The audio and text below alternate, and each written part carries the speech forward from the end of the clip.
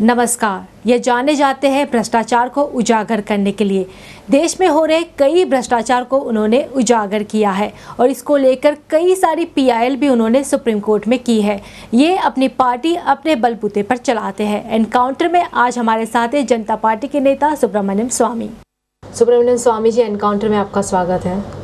आप इतनी सारी पीआईएल करते रहते हैं, कभी आपको ऐसा नहीं लगता कि आपके कई सारे दुश्मन बन गए इसी के चलते? दुश्मन तो बनेंगे ही, कुछ नहीं करेंगे तब भी दुश्मन बन सकते हैं। दुनिया में तरह तरह की ईर्ष्या होते हैं, उस कारण से दुश्मनी बनती है, तो उससे हम डरेंगे तो कुछ कर नहीं सकते। अब हमें भगवान पर विश्वास करनी चाहिए।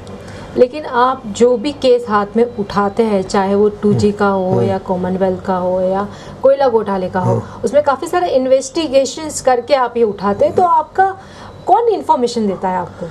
कि मेरा जो भूमिका है वो दूसरे लोगों से भिन्न है। पहले तो हम दिल्ली में पढ़े, मेरे पिताजी सेक्रेटरी थे। मेरे बाद में जब मेरी विवाह हुई तो मेरी फादर इन लॉ ICS में थे। तो एक तो सरकारी ढांचा में हमारी परिचय बहुत है। दूसरा है, हम अमेरिका में पढ़े, मेरे क्लासमेट्स दुनिया भर के उच्च स्तर पर हैं। वो हार्वर्ड से नेचुरली, हार्वर्ड के लोग तो दुनिया में श्रेष्ठ जगहों पाते हैं। और फिर मैं प्रोफेसर था, तो मेरे स्टूडेंट्स कई जगहों में हैं। तो मैंने एक जाल बनाई है और उस जाल से हम संपर्क रखते हैं। तो इसीलिए लोगों को जाल देख नहीं सकते तो समझते मैं अकेला कर रहा हूँ। ये अकेला हो ही नहीं सकता। फिर दिल्ली में ऐसे भी लोग हैं जो वो प्रभावित होते हैं और समझते हैं कि देश सुधरना चाहिए। ऐसे भी लोग हैं हमारे देश में। तो इसीलिए मुझे तो जो चाहिए मिल जाती है। लेकिन आपके निशाने पर सोनिया गांधी और राहुल गांधी क्यों? गांधी फैमिली ही क्यों? मेरी राय में उनका जो नीयत है वो ख़राब है। देखिए, एक सीधी बात ले लीजिए, साधारण बात। ये आई राजनीति में क्योंकि उनके पति की हत्या हुई, बट पति की हत्या होने के बाद सुप्रीम कोर्ट ने 4 लोगों को कहा कि उनको फांसी मिलनी चाहिए। कहा कि किसी को फांसी मिलनी चाहिए तो इन 4 को मिलनी चाहिए, क्योंकि ये गर्व कर रहे थे कि हमने राजीव गांधी की हत्या की। उनको हत्या नहीं हो, यानी उनको मृत्युदंड नहीं होनी चाहिए, उनको आजीवन कारावास की होनी चाहिए। सोनिया गांधी ने चिट्ठी क्यों लिखी? एक तो ये बात है। दूसरा, उन्होंने अपनी बेटी को भेज दी नलिनी से भेंट करने के लिए। नलिनी की पढ़ाई के लिए उन्होंने फ़ीस दिलवाई। उसकी बेटी जो है उसको इंग्लैंड में मेडिकल कॉलेज में दिया। फिर गुजरात की सरकार को गिराई क्योंकि राजीव गांधी के हत्यारे या हत्यारों को समर्थन करने वाले करुणानिधि की सरकार में हैं, उनको हटना चाहिए, नहीं तो हम समर्थन वापस लेंगे। और बाद में उन्हीं के साथ इन्होंने अलायंस कर ली। तो एक तो ये है जो। दूसरा है कि उसने सारे अपने जीवन के बारे झूठी बोला है। उसका नाम सोनिया नहीं है, बर्थ सर्टिफिकेट में एंटोनिया है, तो सोनिया कैसे बना ये तो बताना चाहिए। उसका कोई पढ़ाई नहीं है, 5वीं क्लास नहीं पास की, झूठ बोल दी उसने शपथ पत्र में कैंडिडेट के कि मेरी एजुकेशन इंग्लैंड में 5 साल मैं थी वहाँ और मैंने इंग्लिश में डिग्री ली। अब ये भी बात आती है कि आप वहाँ पढ़े नहीं हैं, जो बाद में मैंने कैम्ब्रिज यूनिवर्सिटी रिकॉर्ड मंगवाने के बाद उन्होंने भी कबूल कर लिया कि वहाँ नहीं थी, ये टाइपिंग मिस्टेक है, ऐसा कहकर उसने टाल दिया। लेकिन फिर क्या कर रही थी 5 साल के लिए लंदन, ये भी हमें जानना चाहिए। तो फिर भ्रष्टाचार में उनका हिस्सा है सब में। तो ये परिवार अपने देश की जो संस्कृति है उसके अनुसार चलने वाली नहीं है और इस देश को भ्रष्ट कर रही है। तो इसलिए मैं खिलाफ हूँ। मेरे को जिसमें कोई व्यक्तिगत सवाल नहीं है। आपका तो बीच में बयान भी आया था कि राजीव गांधी की हत्या के पीछे सोनिया गांधी का हाथ है। नेचुरली ये तो मैं समझूंगा। मैंने ये कहा कि हाथ है, मैंने कहा इनकी हाथ है, इसकी जांच होनी चाहिए। क्योंकि जब आप इतने समर्थन कर रहे हैं उनको, तो ये तो क्रिमिनल लॉ में सीधा है। यहाँ तक कि आप वो जहाँ हत्या हुई है उस जगह में उपस्थित हैं, वही काफ़ी होता है। यहाँ तो आप हत्यारों को मदद कर रहे हैं, उनको कह रहे हैं कि उनको मृत्युदंड नहीं मिलनी चाहिए। अपनी बेटी को भेज देती है मैं उनको मिलने के लिए, तो ये तो जाए उसमें भी आया, लेकिन उसमें तो कीचड़ उछल रहा है, तो गुजरात सरकार पे भी उछल रहा है। उनके CAG में जो रिपोर्ट आई 5,000 करोड़ की भी बात आई। इसके अलावा कई सारे BJP शासित प्रदेशों में भी कोयला घोटाला हुआ है, लेकिन आपने उसको खुले तौर पे उजागर क्यों नहीं किया? देखिए, मैं एक सरकारी नौकर नहीं हूँ, मैं CBI का डायरेक्टर नहीं हूँ। मैं जानता हूँ कांग्रेस अपने ऊपर केस नहीं डालेगी, तो इसीलिए मैं कांग्रेस के पर कंसंट्रेट कर रहा हूँ। कांग्रेस के पास सत्ता की सारी ताकत है, CBI है, एनफोर्समेंट डायरेक्टर, सब कुछ है, तो कांग्रेस क्यों नहीं करती है? ये मैं ही क्यों करूं? मैं कांग्रेस का क्यों काम करूं? कांग्रेस को करना चाहिए, कांग्रेस को सफाई देना चाहिए। क्यों नहीं BJP के ऊपर केस डाल रहे हैं? तो ये तो यदि मैं सरकार में होता तो मेरी जिम्मेदारी हो जाती है कि सब पर केस डालने, पर मैं जब व्यक्तिगत कर रहा हूँ और मेरा समय सीमित है, मेरे साधन सीमित हैं, उस समय मैं कांग्रेस पे कंसंट्रेट इसलिए करूँगा कि क्योंकि वो अपने ऊपर कभी नहीं डालेंगे केस, इसीलिए मैं डाल रहा हूँ। लेकिन आपको लगता है इसी के कारण जो है आपके ऊपर ये आरोप लगता है कि आप पर्टिकुलर कांग्रेस को ही टारगेट करते हैं? नेचुरली मैं और किसको टारगेट करूँगा? मेरे पास उतना टाइम ही नहीं है, मेरे पास उतने साधन भी नहीं है। मुझे CBI के डायरेक्टर बना दो, फिर कल फिर पूछो मुझसे, मैं कर दूँगा।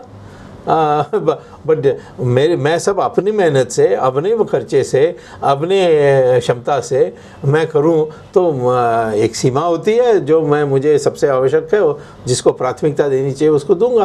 कांग्रेस को कौन रोक रहा है?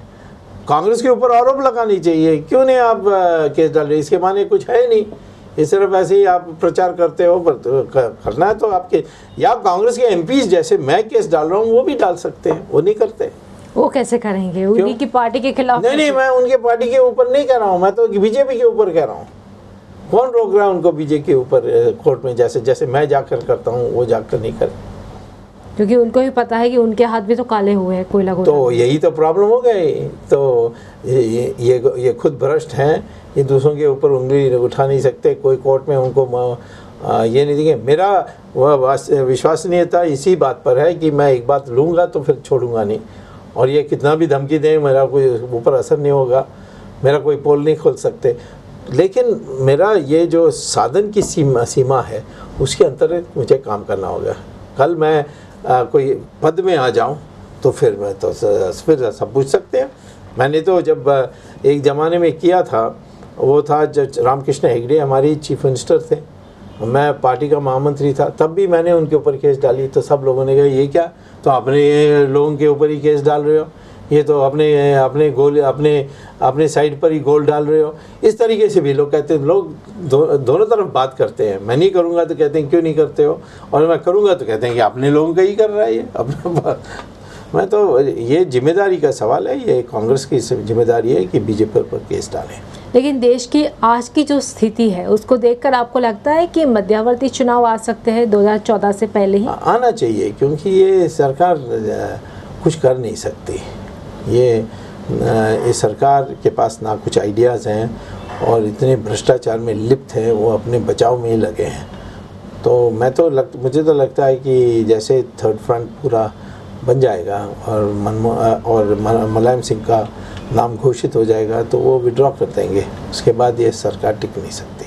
लेकिन मुलायम सिंह तो सपोर्ट कर रहे हैं, अभी कर रहे हैं, क्योंकि उनका थर्ड फ्रंट बना नहीं है, वो बन जाने के बाद वो कर देगा। आप सपोर्ट करेंगे उनको? नहीं, मैं क्यों करूँ, बहुत मेरा मित्र तो है ही, बहुत पुराना मित्र है।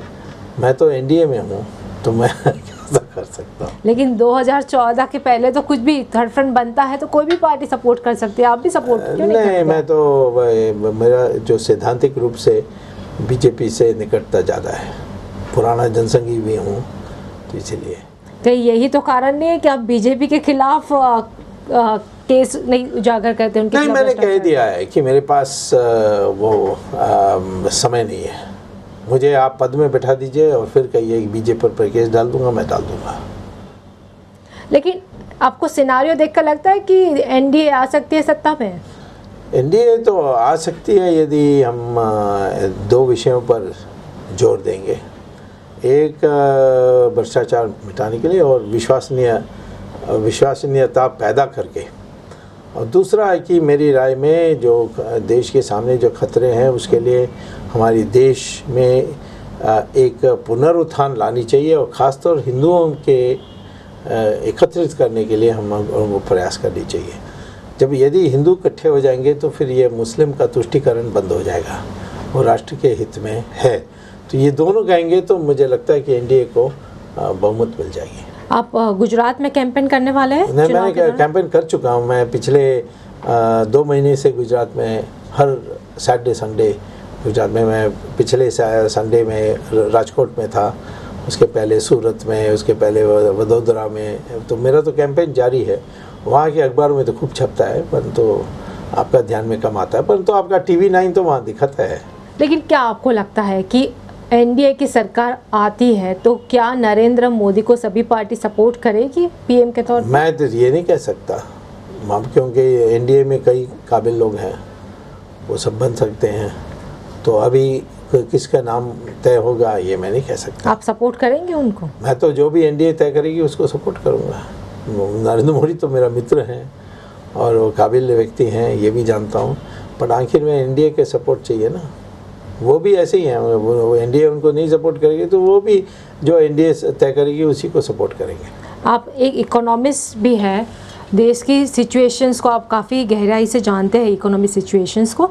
जो एलपीजी का जो फैसला लिया है केंद्र सरकार ने, आपको लगता कि ये फैसला टाल सकती थी सरकार?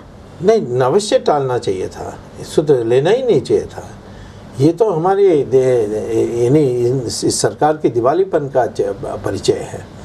आखिर में अब केरोसिन हो, गैस हो या पेट्रोल हो, इसका अधिकांश तो टैक्स है। टैक्स को हटा दो। अब पेट्रोल आपको ऑयल कंपनीज की मुनाफा को जोड़कर, पेट्रोल पंप की कमीशन को जोड़ करके 34 रुपये से ज़्यादा नहीं होता है, और यहाँ पर 76 रुपये में बेच रहे हैं। और वो कहते हैं कि टैक्स हटाने तो साधन कैसे आएगी, तो नीलाम कर दो। कोयला का नीलाम हो जाएगा तो आपको 11 लाख करोड़ मिल जाएगा। 2G स्पेक्ट्रम में आपको 7 लाख करोड़ मिलने वाली है। तो साधन की कोई कमी नहीं है। ये सब करने नहीं चाहते और इसीलिए आम जनता पर इस तरीके से बोझा डाल रहे हैं। वक्त हो रहा है छोटे से ब्रेक का। ब्रेक के बाद भी सुब्रमण्यम स्वामी से मुलाकात जारी रहेगी। देखते रहिए एनकाउंटर।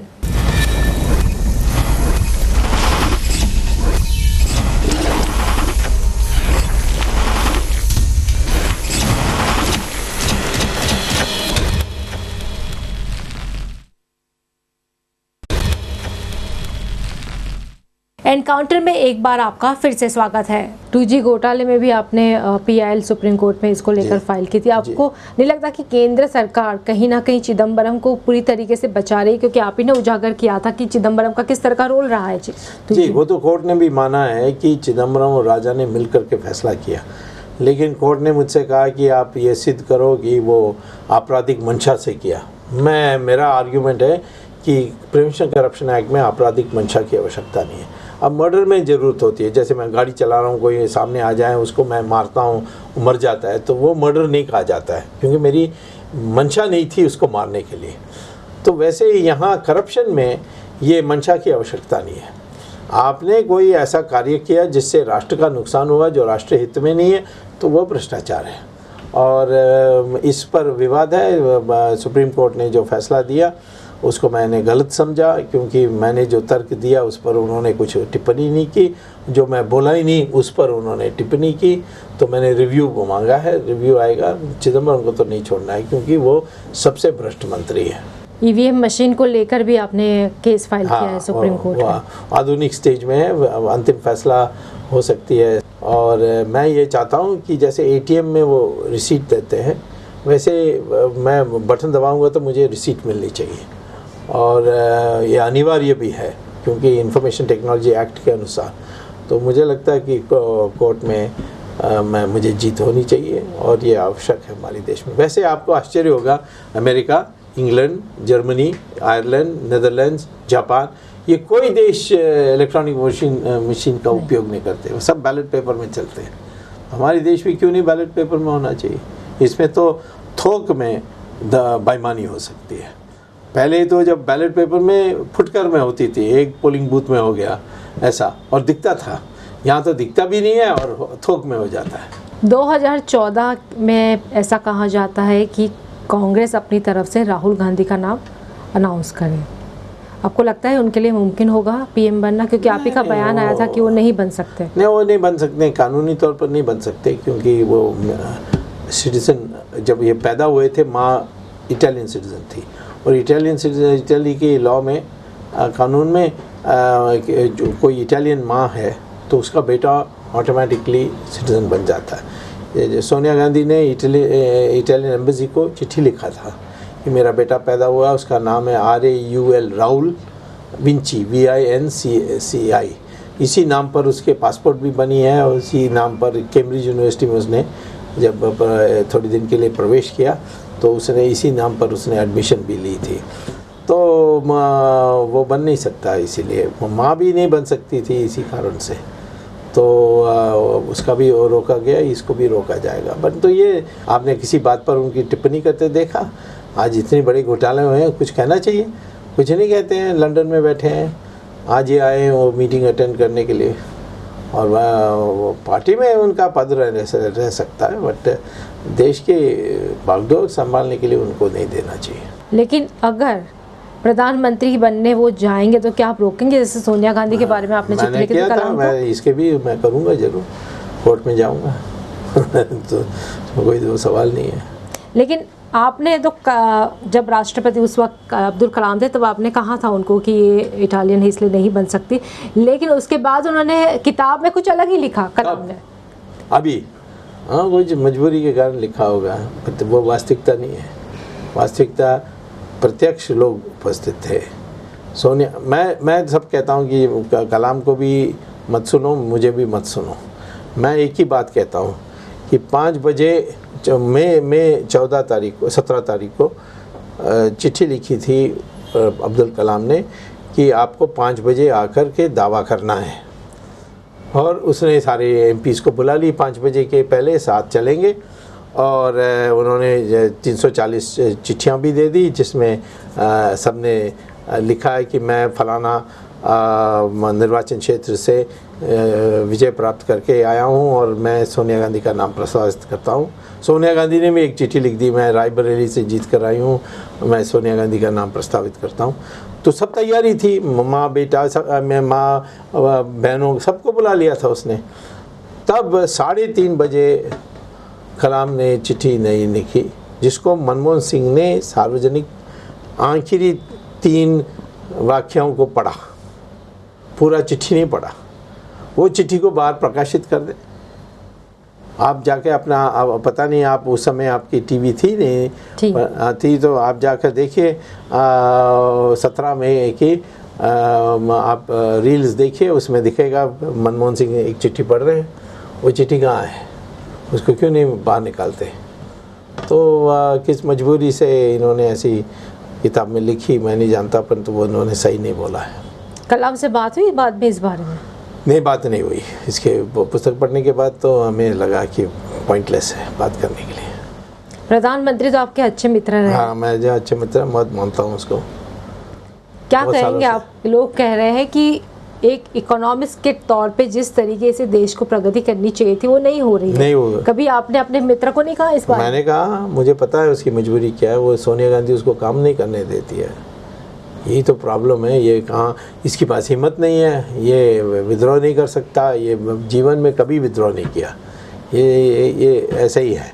ये बाबू के लिए बहुत अच्छा है, बट प्रधानमंत्री के लिए एक साहस होनी चाहिए, एक हिम्मत होनी चाहिए।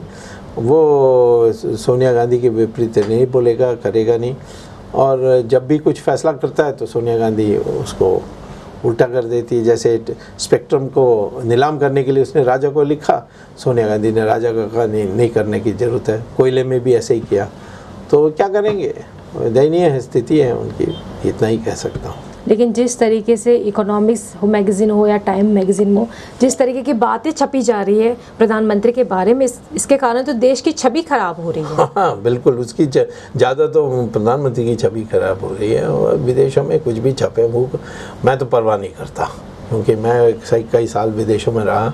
ये सब बदल सकते हैं। कल कोई दूसरा पॉलिसी बदल देंगे तो ये कौन सी छवि है? छवि तो होनी चाहिए जब आपकी विकास हो रही है। अब तो विकास नहीं हो रही है तो बिगाड़ने दो, इसमें कोई फ़र्क नहीं।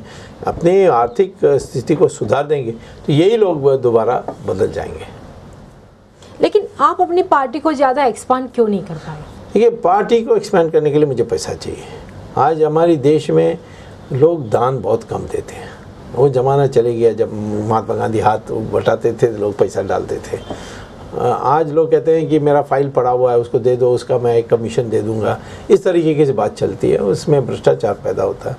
मैं ईमानदारी से काम करना है तो मैं पार्टी छोटा ही रखना पड़ेगा, क्योंकि छोटा मोटा खर्चा तो हम लोग दे देते हैं, परंतु बड़े पैमाने पर मान लीजिए 1-2 करोड़ रुपए एक पार्लियामेंट सीट के लिए खर्च करना है तो मुश्किल है। हम 4-5 सीट ही लड़ा सकते हैं ऐसे, वो भी बड़ी मुश्किल से। तो परंतु मैंने ये देखा कि आज तो सब गठबंधन की सरकार बन रहे हैं। मैं 2 बार मिनिस्टर रहा, 1 MP होते हुए, तो मुझे पता है कि मैं MP बनूंगा तो सरकार की हिस्सा बन जाऊंगा। वैसे भी हम समझते हैं कि आज NDA में है तो इधर फ़र्क ज़्यादा नहीं पड़ता कि मेरा पार्टी बड़ा है छोटा है, उसके हिस्सा में हम बड़े हो जाते हैं। लेकिन अगर आप पार्टी एक्सपांड करते हैं तो किंग मेकर भी तो बन सकते हैं ना? नहीं, किंग मेकर हम कई बार किंग मेकर बने। चंद्रशेखर को तो मैंने ही बनाया था और नरसिम्हा राव की मेजॉरिटी मैंने ही दिलाया था। और नरसिम्हा राव के मोरारजी देसाई के काल में भी हम उनके बिल्कुल स्तंभ थे। तो ये पार्टी के बनने की ज़रूरत नहीं। कल मान लीजिए बीजेपी कहें कि जनता पार्टी का विलय हो जाए तो फिर हम बीजेपी का हिस्सा बन जाएंगे, वो तो बड़ी पार्टी है। अब विलय करेंगे? मैं पुरानी जनसंघ की हूँ तो विलय होना कोई आश्चर्य नहीं होगा, बट होगा नहीं होगा मैं नहीं कह सकता। ऑप्शन खुले हैं? नहीं, वो बातचीत करके होगी, उसमें फिर मैं कहाँ फिट होऊंगा। मैं तो बड़ा सीनियर आदमी था जनसंघियों में, मेरा सीनियरिटी अडवाणी के बाद बनती है, तो फिर वहाँ कैसे फिट होंगे वो भी देखना पड़ेगा। लेकिन बीजेपी में आजकल इतनी लड़ाई क्यों चल रही है? ये तो मैं नहीं जानता।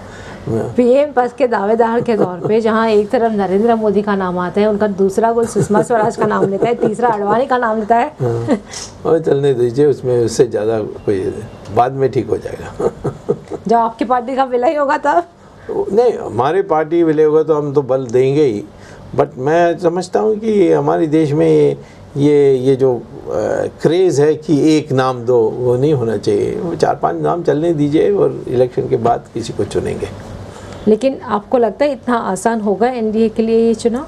मैंने कहा ना, भ्रष्टाचार और राष्ट्रीय पुनरुत्थान, ये 2 बात पर हम देश को पूर्ण बहुमत ले सकते हैं यदि इसकी हवा बनाएंगे तो। अब वो जल्दी करना पड़ेगा, फैसला करना पड़ेगा। अभी टाइम है, जितना जल्दी कर सकते हैं करना चाहिए। अगर महाराष्ट्र की बात करें तो महाराष्ट्र में भी कोयला घोटाला सामने आया है। अजीत पवार ने इस्तीफा भी दे दिया है इसको लेकर। तो लेकिन आपको नहीं लगता कि यहाँ पर जो है कांग्रेस NCP जो है, इतने सारे घोटाले हुए लेकिन सेना BJP स्ट्रांग ना होने के कारण उनको फ़ायदा मिल रहा? नहीं, मैं नहीं कह सकता हूँ कि स्ट्रांग नहीं। अभी बॉम्बे के म्यूनसिपल इलेक्शन में सेना तो दोबारा जीत गई, और ऐसा तो नहीं लगता है। कांग्रेस तो बहुत दुर्बल है, इस बार महाराष्ट्र में जीत नहीं सकती। सेना BJP ही जीतेगी। बाला साहेब ठाकरे के साथ आपके रिलेशन कैसे? बहुत पुराना है, बहुत अच्छे हैं। और हम 1984 में 1984 में विजयदशमी दिन में उनके साथ हमने मीटिंग की। वो तो बहुत हमारे पुराने मित्र हैं, कोई प्रॉब्लम नहीं। कभी ऐसा नहीं लगता कि अगर सेना MNA साथ में आती है तो जो वोट डिवाइड हुए हिंदू वोट, वो एक साथ में हो सकते हैं? वो तो इन दोनों को तय करना पड़ेगा। वैसे जो राज ठाकरे की बात है, मैंने जो समझा है उससे तो लगता है कि वो यानी बाकी सब इश्यूज़ में वो राष्ट्रवादी स्टैंड लेते हैं, पर एक स्टैंड है, वो कहते हैं कि यूपी में से 7-8 प्राइम मिनिस्टर आए हैं, पर उनके लोग हमारे ही प्रदेश क्यों आते हैं? हमारे लोग उसके प्रदेश जाना चाहिए। ऐसा यूपी डेवलप होना चाहिए। और फिर वो ये भी कहते हैं कि जो कई वहाँ के 2-3 डिस्ट्रिक्ट से ऐसे लोग आते हैं जो क्रिमिनल एक्टिविटीज़ यहाँ करते हैं, तो वो उनका कोई ऐसा कोई पृथकवाद का माइंड नहीं है। वो ज़्यादातर महाराष्ट्र की जनता की कोई उनका जो मूल बात है उसको रखने के लिए है। वो ये भी नहीं कहते हैं कि मद्रासी होना नहीं चाहिए, क्योंकि मद्रासी गुजराती, वो कहते हैं कि यहाँ वो हमारे कंट्रीब्यूट करते हैं। यूपी से उन्होंने निशाना इसीलिए बनाया है क्योंकि इस 2 कारण से कि हम प्राइम मिनिस्टर्स यूपी में बनाते हैं और उनके लोग यहाँ नौकरी के लिए आते हैं, और वहाँ से ऐसे एलिमेंट्स भी आते हैं जो क्रिमिनल हैं, तो उनकी बात को अकोमोडेट की जा सकती है। स्वामी जी, एनकाउंटर में बात करने के धन्यवाद। तो ये था आज का ये एनकाउंटर। आपको ये कार्यक्रम कैसा लगा हमें जरूर बताइए और देखते रहिए TV9।